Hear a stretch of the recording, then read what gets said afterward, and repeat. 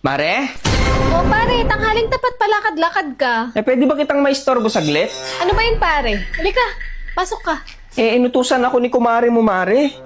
May fill upan kasi nag-apply siya ng loan. Ngayon, panay English yung fill upan. Alam mo naman kami, hindi kami nakapagtapos ng elementarya, kaya nilapitan kita, Mare. Sige pare, kuha ka ng upuan. Tignan ko nga pare, kunin mo yung upuan.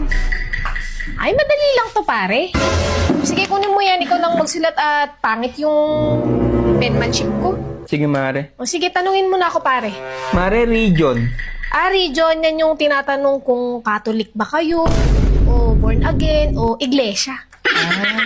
Catholic, Mare. O, isulat mo dyan. Dali lang yan pare. Ganito yung spelling niya, Mare. Oo, tama yan pare. Extension, Mare.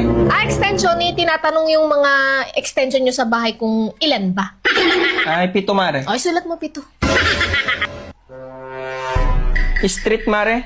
Street, tinatanong kung street ba yung buhok ni Mare o kulot. Ay, kulot, Mare. Ay, lagay mo kulot. Dependence, Mare. Dependence. Ay, hindi. Skip mo na yan, pare, kasi depende sa'yo kung sasagutan mo, kaya dependence. Ay. Tin number, Mare. Tin number, isulat mo 11. 11? Oo, kasi ang susunod sa tin, 11.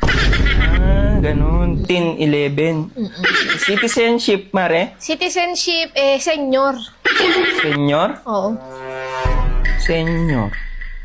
Tama ba ito, Mare? Oo, tama, pare. Labor, Mare.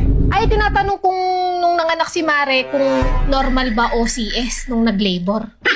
Ay, normal, Mare. Oo, sulat mo normal. Ma-approve na kayo dyan, pare. Hahatian niyo ba ako dyan, pare? Oh, Mare, huwag ka mag-alala. Basta ma-fill upan lang to ng maayos.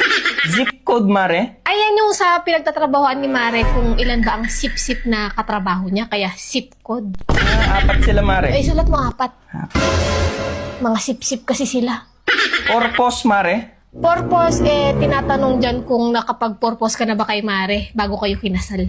Ay, oo, Mare. Tapos na. Yes ka mo na lang. Yung sex, Mare. Ay, tinatanong kung kailan ang huling sex nyo ni Mare. Kagabi, Mare. Ay, sulat mo last night. Last night. Oh, yun lang naman, Mare. Uy, lang pala pare. Sigurado ma-approve yan, pare. Sige, Mare. Salamat, ha?